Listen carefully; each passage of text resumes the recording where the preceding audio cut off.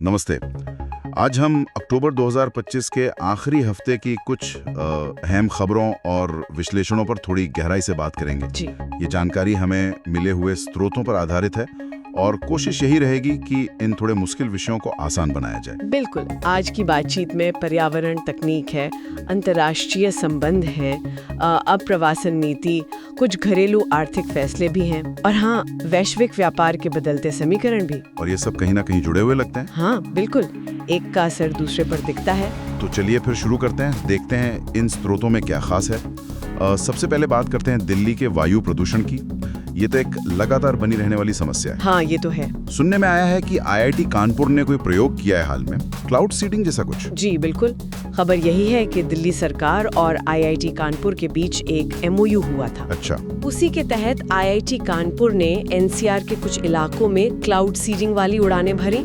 मकसद, जैसा आपने कहा, कृत्रिम बारिश कराना था ताकि हवा में जो प्रदूषण के कण हैं वो नीचे बैठ जाएं। हाँ, तो क्या ये सफल रहा? मतलब 28-29 अक्टूबर को ये परीक्षण हुए थे, है ना? हाँ हुए तो थे, पर रिपोर्ट्स बता रहे हैं कि नतीजे मिले जुले से रहे, मतलब कोई खास सफलता नहीं मिली। अच्छा, क्यों? क्या वजह रही? मुख्य वजह बताई जा रही है बादलों में नमी की काफी कमी, मतलब सिर्फ 10 से 20% नमी थी। ओह। और इतनी कम नमी में कृत्रिम बारिश कराना बहुत मुश्किल है, लगभग नामुमकिन।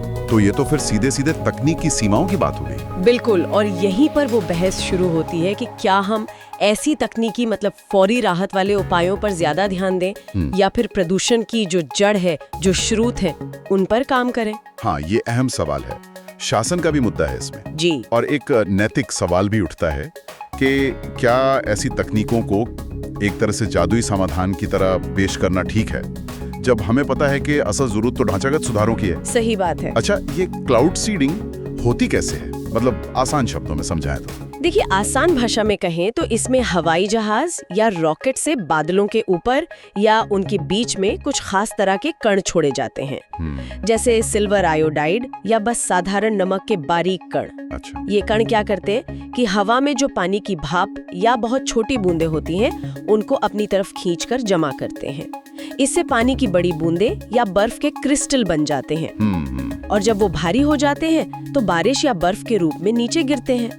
लेकिन कुंजी बात ये है कि ये तकनीक सिर्फ पहले से मौजूद नमी को बारिश में बदलने में मदद करती है। मतलब ये पानी पैदा नहीं कर सकती? नहीं, बिल्कुल नहीं। अगर बादल सूखे हैं, नमी ही नहीं है, तो आप कुछ भी छिड़क लें, बारिश नहीं होगी, जैसा दिल्ली वाले मामले में हुआ लगता है। समझ गया। तो फिर नीति के स्तर पर इसका क्या मतलब हुआ? क्या इस पर पैसा लगाना ठीक है? यहीं पर मतलब एक संतुलन बनाने की जरूरत है।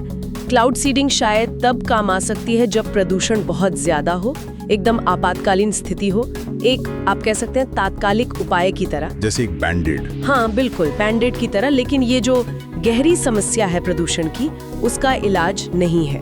उसके लिए तो आपको उत्सर्जन कम करना ही होगा, परिवहन से, उद्योगों से, निर्माण कार्यों से। और वो पराली जलाने वाला मुद्दा भी है। हाँ, पराली जलाना, इन सब पर काम करना होगा। ये दीर्घकालिक उपाय हैं। ज्यादा जरूरी है कि क्लाउड सीडिंग जैसे प्रयोगों का स्वतंत्र मूल्यांकन हो, पता चले कि कितना फायदा हुआ, कितना खर्च हुआ। सही। और जो पैसा है वो असल में उत्सर्जन कम करने वाले उपायों पर ज्यादा लगना चाहिए। और क्या कोई आंकड़ा है कि इस पर कितना खर्च हुआ? हाँ, एक अनुमान है कि दिल्ली सरकार ने इन शुरुआती परीक्षणों के लिए लगभग 3.21 करोड़ रुपए का बजट रखा था। आईआईटी कानपुर ने ये परीक्षण अक्टूबर 2025 के आखिर में किए थे। ठीक है, तो ये तो हुई दिल्ली की बात। अब जरा दुनिया की तरफ देखते हैं। आसियान शिखर सम्मेलन अभी खत्म हुआ है जी। कुछ विश्लेषण कह रहे हैं कि भारत की भूमिका इसमें और मजबूत हो सकती थी। क्या ऐसा है? हाँ, कुछ एक्सपर्ट्स का यही मानना है। देखिए, आसियान जो है, यानी दक्षिण पूर्व एशियाई देशों का संगठन, वो भारत की एक्ट ईस्ट पॉलिसी के लिए बहुत अहम है। हाँ, और इंडो पैसिफिक रणनीति के लिए भी। बिल्कुल, ये भारत की विदेश नीति और आर्थिक कूटनीति का एक तरह से केंद्र बिंदु है। चिंता ये जताई जा रही है कि अगर भारत इन सम्मेलनों में मतलब पूरी ताकत से अपनी बात नहीं रखता या अवसरों का फायदा नहीं उठाता, तो वो व्यापार के नियम तय करने में, डिजिटल स्टैंडर्ड बनाने में या फिर समुद्री सहयोग जैसे क्षेत्रों में पीछे रह सकता है। और ये चिंता इसलिए भी बढ़ जाती है क्योंकि इसी सम्मेलन में चीन ने आसियान के साथ एक अपग्रेडेड मुक्त व्यापार समझौते पर दस्तखत कर भी FTA 3.0 जिसे कह रहे हैं। अच्छा, तो चीन तो काफी तेजी से आगे बढ़ रहा है वहाँ। जी, भारत के लिहाज से कौन से खास मौके थे जो शायद उतने भुनाए नहीं जा सके? 2-3 बातें खास तौर पर कही जा रही हैं। एक तो है आसियान भारत वस्तु व्यापार समझौता यानी AITIGA। हाँ, इसकी समीक्षा की बात तो काफी समय से चल रही है। जी, भारत लंबे समय से कह रहा है कि इसमें हमारे निर्यातकों को दिक्कतें आती हैं, नॉन टैरिफ बैरियर्स हैं, मतलब ऐसी बाधाएं जो टैक्स के अलावा होती हैं। तो इसकी समीक्षा में और तेजी आनी चाहिए थी। दूसरा, समुद्री सहयोग को और ठोस कदमों में बदलने के अवसर थे। तीसरा, सप्लाई चेन को और बेहतर बनाने, उसे लचीला बनाने पर और पहल हो सकती थी। तो अगर AITGI समीक्षा तेजी से होती या बाजार तक पहुंच के लिए और जोर लगाया जाता तो भारतीय कंपनियों को फायदा होगा। जाहिर तौर पर यहीं पर वो बात आती है जिसे रणनीतिक आर्थिक कूटनीति कहते हैं। मतलब कैसे आपकी व्यापार वार्ताएं, आपकी समुद्री पहल, आपकी सप्लाई चेन की नीतियां, ये सब मिलकर देश के रणनीतिक हितों को भी साधें और आर्थिक फायदा भी पहुंचाएं। तो सुझाव क्या है? आगे क्या करना चाहिए? सुझाव यही है कि AITGA समीक्षा को टॉप प्रायोरिटी पर पूरा किया जाए। कुछ खास सेक्टर्स जैसे टेक्सटाइल है, फार्मा है, उनमें टारगेटेड समझौते किए जाएं। समुद्री सहयोग की जो बातें होती हैं उन्हें जमीन पर उतारा जाए, जैसे मिलकर गश्त करना या रेस्क्यू ऑपरेशन में तालमेल बढ़ाना, लॉजिस्टिक्स पर ध्यान देना। और हाँ, ये याद रखना जरूरी है कि चीन आसियान का वो एडवांस्ड FTA साइन हो चुका है अक्टूबर 2025 में। भारत ने भी हालांकि AITGI समीक्षा की मांग तेज की है और 2026 को भारत आसियान समुद्री सहयोग वर्ष बनाने का प्रस्ताव रखा है। तो कुछ कदम उठाए जा रहे हैं। चलिए वैश्विक मंच पर ही रहते हैं। एक और मुद्दा है अप्रवासन का, इमिग्रेशन का। इस पर भी हाल में कुछ छपा है ना? हाँ, एक लेख में दुनिया भर में जो ट्रेंड चल रहा है उस पर ध्यान दिलाया गया है। हो ये रहा है कि कई विकसित देश, मतलब अमीर देश, अप्रवासन को लेकर सख्त नीतियां अपना रहे हैं। सख्त किस तरह से? मतलब वो अब ज्यादा चुनकर लोगों को आने दे रहे हैं, स्किल्स के आधार पर। और साथ ही राजनीतिक स्तर पर भी एक माहौल बन रहा है जहां बाहर से आने वालों को मतलब एक समस्या की तरह देखा जा रहा है या उन्हें अलग थलग करने की कोशिश हो रही है। तो लेख ये कह रहा है कि नीतियों में एक संतुलन चाहिए। देश की अर्थव्यवस्था को लोगों की जरूरत है ये भी देखना है, मानवीय आधार पर भी जिम्मेदारियां हैं, शरणार्थियों की मदद करनी है और समाज में सब लोग मिलकर कैसे रहे वो भी सोचना है। ये तो वाकई बड़ा जटिल मुद्दा है, कई परतें हैं इसमें। बिल्कुल, ये प्रवासन नीति से जुड़ा है, मानवाधिकारों से, शरणार्थी कानून से और फिर समाज के अंदर पहचान की राजनीति, सामाजिक ताना बाना, इन सब पर भी इसका असर पड़ता है। विकसित देश ये सख्ती क्यों कर रहे हैं? क्या वजह है? कई वजहें गिनाई जाती हैं, जैसे राष्ट्रीय सुरक्षा की चिंता, घरेलू राजनीति का दबाव भी होता है और अपने देश के लोगों के लिए नौकरियों का सवाल, लेबर मार्केट पर असर, ये सब कारण बताए जाते हैं। भारत पर क्या असर हो सकता है? हमारे तो बहुत लोग बाहर जाते हैं काम करने, पढ़ने। यही तो अहम बात है। भारत तो कुशल प्रवासियों का एक बहुत बड़ा स्रोत है। अगर बाहर के देश नीतियां सख्त करते हैं तो हमारे लोगों के लिए अवसर कम होंगे। और वो जो पैसा भेजते हैं घर, रेमिटेंस, उस पर भी असर पड़ेगा। हाँ बिल्कुल, रेमिटेंस पर असर पड़ेगा। और जो हमारा डायस्पोरा है, विदेशों में बसे भारतीय, उनसे जुड़ाव पर भी असर पड़ सकता है। और हाँ, हमें अपने देश के अंदर भी सोचना होगा। हमारे यहाँ भी तो बाहर से लोग आते हैं, शरणार्थी हैं, जैसे रोहिंग्या का मुद्दा है, अफगानिस्तान से आए लोग हैं, उनके प्रति हमारी क्या नीति है, क्या कानून है, ये भी सवाल उठते हैं। तो फिर एक अच्छी संतुलित नीति कैसी होनी चाहिए? लेख में कुछ रास्ते सुझाए गए। हाँ, लेख एक ऐसे फ्रेमवर्क की बात करता है जो कई चीजों में संतुलन बनाए, जैसे अर्थव्यवस्था के लिए जो जरूरी स्किल्स हैं उनके लिए लोगों को आने देना, मानवीय आधार पर जिन्हें मदद की जरूरत है जैसे शरणार्थी, उनके लिए रास्ते खुले रखना और राष्ट्रीय सुरक्षा का भी ध्यान रखना। इसके लिए क्या किया जा सकता है? कुछ तरीके हो सकते हैं, जैसे स्किल्ड वर्कर्स के लिए अलग वीजा कैटेगरी बनाना, शरणार्थियों की मदद के लिए एक स्पष्ट और मानवीय प्रक्रिया तय करना, पड़ोसी देशों के साथ प्रवासन पर समझौते करना और जो लोग आए उन्हें समाज में घुलने मिलने में मदद करना, जैसे भाषा सिखाना, स्किल ट्रेनिंग देना, रहने की व्यवस्था में मदद करना। और भारत के लिए खास तौर पे? भारत के लिए एक सुझाव ये है कि जिन देशों में हमारे बहुत सारे कामगार जाते हैं उनके साथ लेबर मोबिलिटी अग्रीमेंट करें। मतलब ऐसे समझौते जिनसे हमारे लोगों के अधिकारों की रक्षा हो, उन्हें सोशल सिक्योरिटी मिले और भारत के अंदर भी शरणार्थी कौन है ये तय करने की एक पारदर्शी प्रक्रिया और उनके एकीकरण के लिए एक मजबूत सिस्टम बनाने की जरूरत है। चलिए अब एक थोड़ा अलग विषय, किसी राजनीतिक टिप्पणी पर एक कॉलम आया था, है ना? कहा गया कि वो चुभने वाली भी थी और शायद कुछ लोगों को प्रेरणा भी दे रही थी। हाँ, उस कॉलम में एक हालिया बयान का विश्लेषण था। बयान ऐसा था जिससे शायद कुछ लोग असहमत हों, उन्हें वो चुभे, लेकिन हो सकता है कुछ दूसरे लोगों को उससे कोई मुद्दा समझने या एकजुट होने की प्रेरणा मिली हो। अच्छा। तो कॉलम ने इसी का इस्तेमाल करके ये समझाया कि राजनीतिक भाषा कैसे काम करती है, लीडरशिप का स्टाइल क्या होता है, लोगों के मनोबल पर इसका क्या असर पड़ता है। ये सब मतलब राजनीतिक संवाद की नैतिकता और नेताओं की जिम्मेदारी से जुड़ा मामला है। विश्लेषण का निचोड़ ये था कि भाषा, खासकर राजनीतिक भाषा, दो धारी तलवार है। वो लोगों को जोड़ भी सकती है, नीतियां समझा सकती है, लेकिन अगर उसका गलत इस्तेमाल हो तो वो समाज को बांट सकती है, ध्रुवीकरण बढ़ा सकती है, संस्थाओं पर भरोसे को कमजोर कर सकती है। तो क्या मतलब हो इसका? क्या नेताओं को बोलना ही नहीं चाहिए? नहीं, ऐसा नहीं। बात संतुलन की है। चर्चा इस पर थी कि राजनीतिक भाषणों के लिए कुछ नैतिक दायरे होने चाहिए और आज के जमाने में मीडिया लिटरेसी बहुत जरूरी है। मतलब लोग खुद समझ सकें कि कौन सी बात किस संदर्भ में कही जा रही है। और वो फेक न्यूज वाला मामला भी है। बिल्कुल, गलत सूचना, दुष्प्रचार, इनसे निपटने के लिए मजबूत इंतजाम चाहिए, जैसे स्वतंत्र फैक्ट चेकिंग। अहम ये है कि नेता जो बोल रहे हैं और जो कर रहे हैं, यानी उनकी नीतियां, उनमें तालमेल हो और उनका संवाद जोड़ने का काम करे, तोड़ने का नहीं। समझ गया। अब आते हैं एक अहम घरेलू आर्थिक खबर पर। केंद्र सरकार ने 8वें वेतन आयोग की शर्तों को मंजूरी दे दी है। जी हाँ, ये बड़ी खबर है।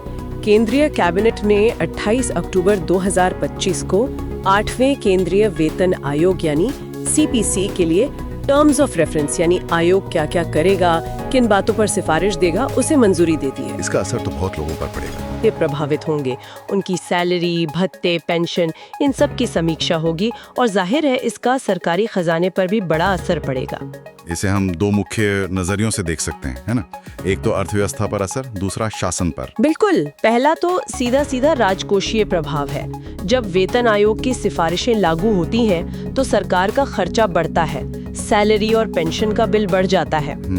तो ये देखना होता है कि ये बढ़ा हुआ खर्च सरकार के वित्तीय घाटे के लक्ष्यों के दायरे में है या नहीं, और जो पैसा सामाजिक योजनाओं पर खर्च होना है उस पर तो कोई असर नहीं पड़ेगा। पिछले वेतन आयोगों से भी सरकारी खर्च काफी बढ़ा था। और दूसरा पहलू शासन वाला? दूसरा पहलू गवर्नेंस या लोक प्रशासन से जुड़ा है। अगर आयोग की संदर्भ शर्तें मतलब टीओआर ऐसी हो कि वो कर्मचारियों की प्रोडक्टिविटी यानी उत्पादकता को वेतन से जोड़ने की बात करे, या जो तमाम भत्ते मिलते हैं उन्हें तर्कसंगत बनाने की बात करे, तो इससे सरकारी कामकाज में सुधार आ सकता है। लेकिन ये हमेशा मुश्किल होता होगा। कर्मचारियों को ठीक पैसा भी देना है, महंगाई भी देखनी है और सरकार का खजाना भी देखना है। बिल्कुल, यही सबसे बड़ी चुनौती है, संतुलन साधना। कुछ तरीके हमेशा सुझाए जाते हैं, जैसे कुछ भत्ते जो अब उतने जरूरी नहीं रहे उन्हें कम या खत्म करना, वेतन वृद्धि को कुछ हद तक परफॉर्मेंस से जोड़ना। हालांकि ये करना आसान नहीं होता। हाँ, परफॉर्मेंस कैसे नापेंगे, ये बड़ा सवाल है। सही कहा। फिर जो नेशनल पेंशन सिस्टम एनपीएस है उसे और बेहतर बनाना, कर्मचारियों के काम का जो मूल्यांकन होता है उसे और वस्तुनिष्ठ यानी ऑब्जेक्टिव बनाना। देखना होगा कि ये नया आयोग इन बातों पर कितना ध्यान देता है। इस फैसले से जुड़ी कोई खास तारीख या समय सीमा? मुख्य बात तो यही है कि टीओआर को मंजूरी 28 अक्टूबर 2025 को मिली है। आमतौर पर ऐसे आयोग अपनी रिपोर्ट देने में 12 से 18 महीने लेते हैं, तो शायद 2026 के अंत या 2027 की शुरुआत में रिपोर्ट आए, लेकिन पक्का तभी पता चलेगा जब टीओआर सार्वजनिक होंगे। और नीति के लिहाज से क्या अहम है? नीति के लिहाज से जरूरी ये है कि टीओआर में साफ तौर पर कहा जाए कि आयोग अपनी सिफारिशों के वित्तीय असर का पूरा आकलन करे और सुधार के विकल्प भी सुझाएं। जैसे भत्ते कम करने हैं तो कैसे, प्रदर्शन आधारित इंसेंटिव देना है तो कैसे, और हाँ, पेंशन का जो लंबा बोझ पड़ता है सरकार पर उसका भी मूल्यांकन करें। चलिए अब रुख करते हैं उद्योग और रक्षा क्षेत्र की तरफ। हिंदुस्तान एरोनॉटिक्स लिमिटेड यानी HAL ने कोई समझौता किया है रूस की कंपनी के साथ नागरिक विमान बनाने के लिए। जी हाँ, ये भी एक महत्वपूर्ण डेवलपमेंट है। HAL ने रूस की यूनाइटेड एयरक्राफ्ट कॉरपोरेशन UAC के साथ एक MOU साइन किया है। मॉस्को में हुआ ये समझौता। अच्छा, किस लिए? ये समझौता है SJ-100 नाम के एक सिविलियन कम्यूटर एयरक्राफ्ट के भारत में उत्पादन के लिए, मतलब यात्री विमान। भारत में यात्री विमान का उत्पादन, ये तो बड़ी बात है। हाँ, इसका मकसद है कि छोटे शहरों को जोड़ने वाले जो रीजनल प्लेन होते हैं वो भारत में बने। इससे सरकार की जो उड़ान योजना है उसे भी मदद मिलेगी। पूरे देश का आम नागरिक? जी, और मेक इन इंडिया को भी बढ़ावा मिलेगा। तो ये भारत की औद्योगिक क्षमता के लिए कितना बड़ा कदम है? इसके क्या मायने हैं? देखिए, ये निश्चित रूप से भारत की औद्योगिक नीति, मेक इन इंडिया और खासकर एरोस्पेस सेक्टर के लिए एक अहम कदम है।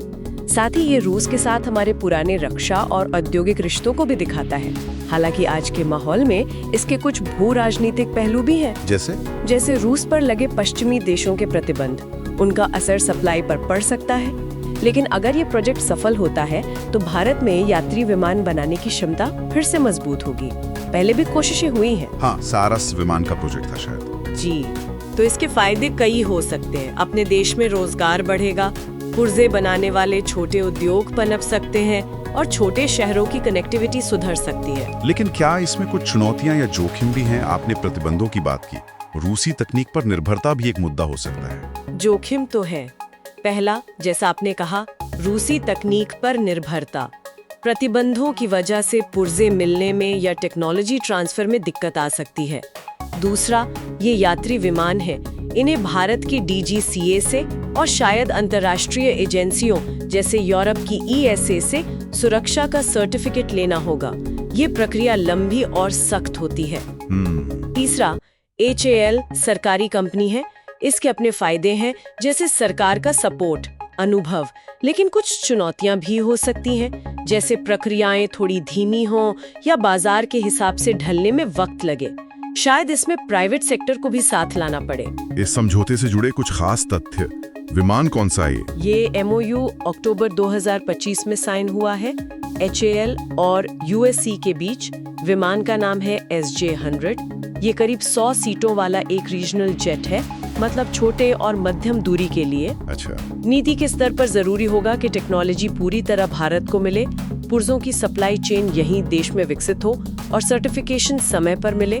और जैसा मैंने कहा, सिर्फ एक स्रोत पर निर्भर रहने के बजाय शायद प्राइवेट कंपनियों को भी शामिल करने या PPP मॉडल पर विचार करना चाहिए।